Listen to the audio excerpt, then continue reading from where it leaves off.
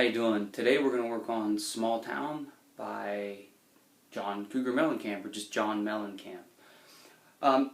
Capo at the 4th fret, and what we're going to do is play a G chord, which is kind of like, sometimes it's called a G5 or a rock G chord, meaning instead of playing with an open B string here, what you're going to do is put your third finger on the B string on the 3rd fret relative to where the capo is, 3rd fret, and the pinky finger up here, and then you angle the 2nd finger in such a way that the 5th string gets muted out, so in effect you're not actually playing the 5th string note with the 1st finger here, like on a regular G you would play that note right there, but well, you don't want that in there. It kind of has too much of a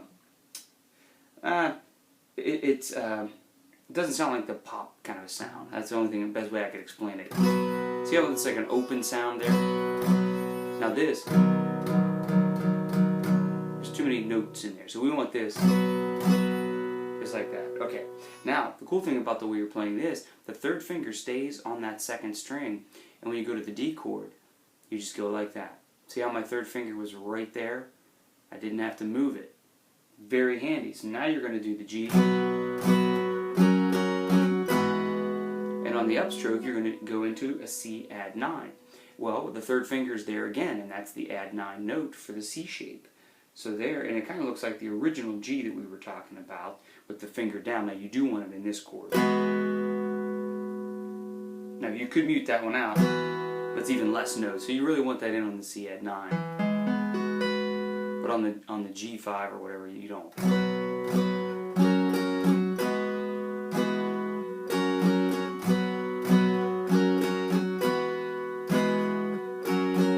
And the rhythm is 1, 2, 3, and 4, and 2, and 4, and 1, 2, 3, and 4, and 2, and 4, and.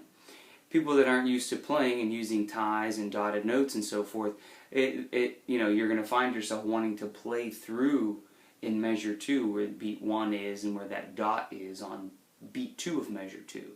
Don't do it. When you're at 120 at the metronome and the rest of the band's playing and so forth, you want those open spaces in there. You don't feel like you have to play every note and every 8th note every time. It just makes it more interesting if you don't. Plus, if you're singing, kind of creates some space for your vocal to be in there. Okay, that's the main figure, and that goes for much of the tune, introduction, much of the verse. I'm going to shoot over now, if you're looking at the PDF or your score, I'm going to shoot over to the first ending, which happens to be measure 11. It goes to an A minor chord. The notation, I didn't put the chord box in for the end of 2, which kind of sounds like this. Now all you're going to do there is lift up your first finger. Put it down, so it's 1, 2, and then you go to measure 12, and it's a D chord with D sus 4. So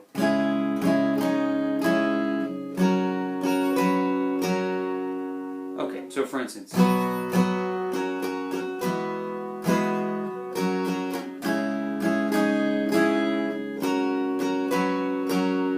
okay, that's the first ending. Incidentally, I scored this, if you printed it 7 pages long, and the reason I put all those in there is because it's literally measure for measure with the actual song. So if you learn this arrangement, you can play exactly what it sounds like on the record, or CD, or whatever you're listening to. Second ending, so what you would do is do that first ending, you see the double dots, you go back to the verse, because that's where the other 2 dots are on the inside. That's a repeat sign. Then you do that again, so the verse has 2 sections. Each section has its own ending. That's why I had to print it this way, because each one was a little different. Second ending now, which would be measure 13, it's an A minor chord. Now this time you're going to go, which are just 8th notes. And you go to the D chord. I'm sorry, 1 and 2 and 3. I'll do the second ending again.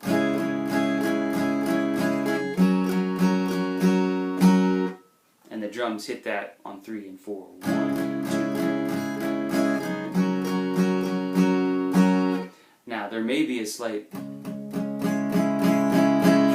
the drums are doing that kind of a build up. So if you wanted to palm mute there on measure 13 and do a dynamic dynamic build, that's totally fine too. But I just wrote this as a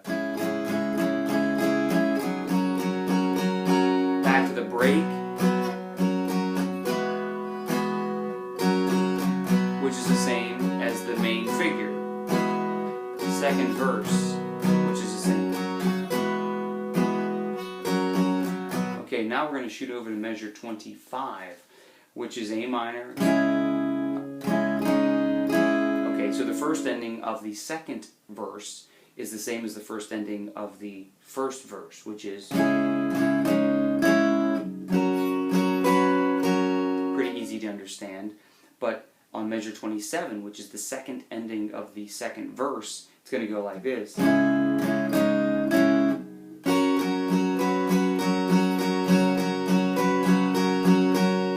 then do a double measure there of the D, D sus4, D, measure 28, 29, and it builds up into the bridge part. So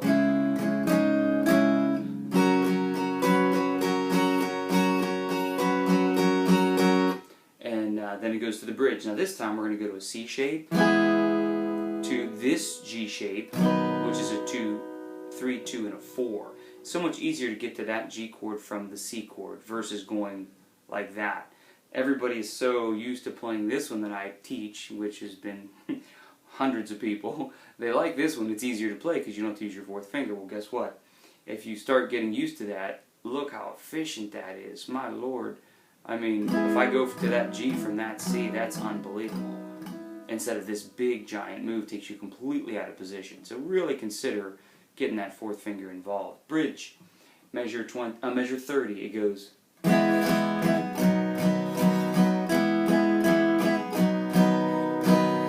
Here it is again.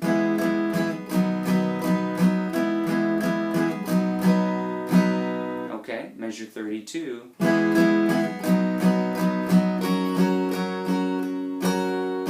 I think I screwed that up. I'll measure 32 again. That's better. 32.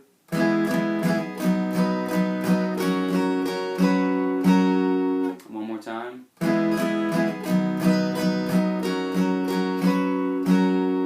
That's the first ending of the bridge. Then the bridge comes back again, and it goes like this.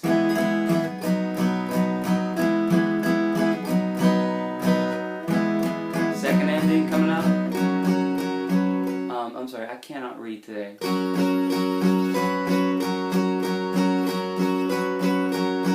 Which is, okay, that's that D to D sus4, which is a double measure. My bad, that's the second ending on the bridge. Can't read today. Bridge.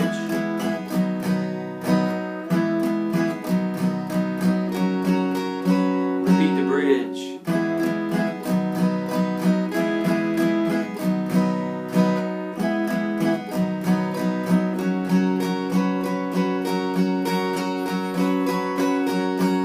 Then it says break number 2, which is same as the first break.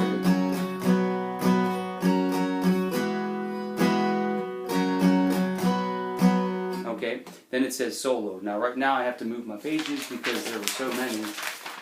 I have to put more pages up here, so just give me a second. What I did for the guitar solo, which is really not a solo, it's more of a chord melody type idea. And incidentally, you can play this whole thing on an electric guitar if you wanted to, you know, and have somebody else play the acoustic. There were 2 parts. I tried to condense them here during the bridge section. So, I'm sorry, during the guitar solo section, I tried to condense the little parts. So we're up on measure 40 now. It says solo, and it's basically an E minor. But to make it more interesting, they kind of went like this.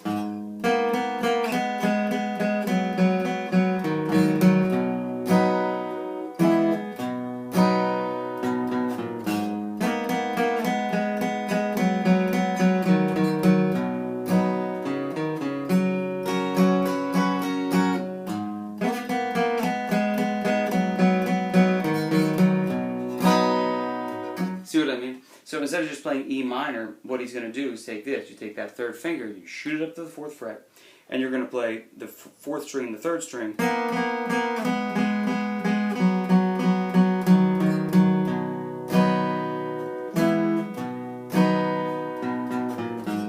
And it kind of of sounds like that. Very interesting. It's a lot more fun than going. I mean, if you can't do that, just play an E chord, an E minor. But you know, alternate picking, measure 44.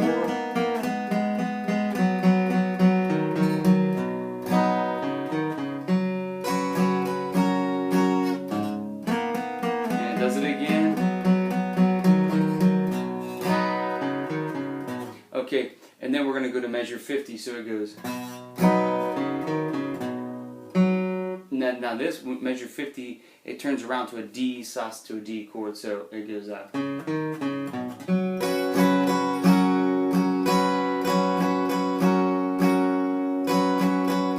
of like that kind of a thing. So I'm going to do measure 50 for you again. It's going to go. Now measure 51.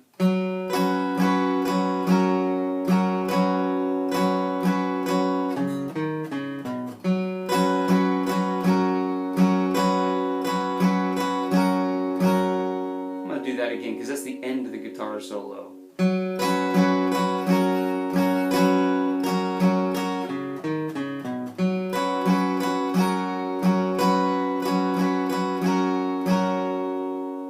And then another one.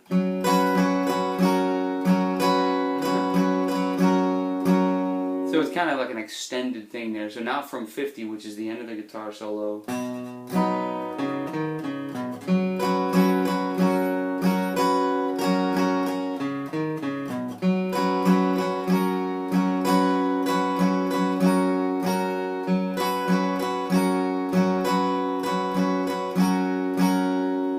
Okay, now you're going to see where it says break number 3, it gets really quiet and it goes like this.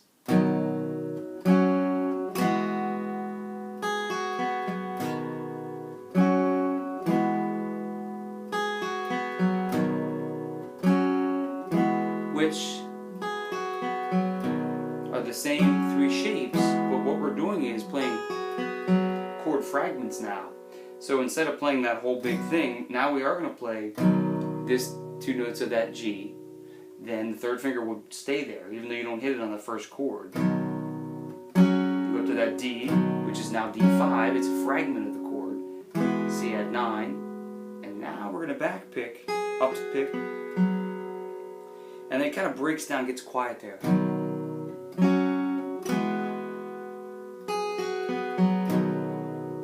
Which is the same basic structure as the verses, but it's just kind of quieter.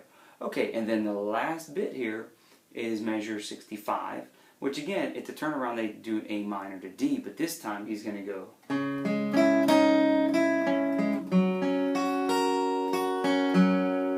I'll do that again.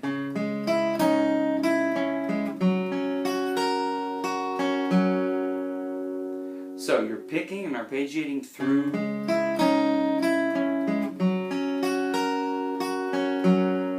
And then back to the outro, which is the same.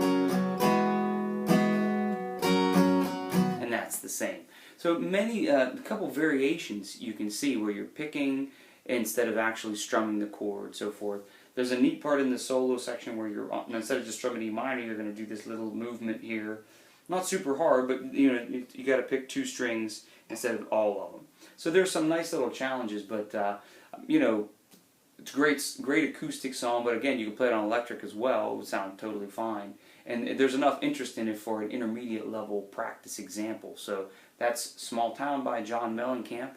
Hope you enjoy, and I'll see you in the next video. Thanks for watching.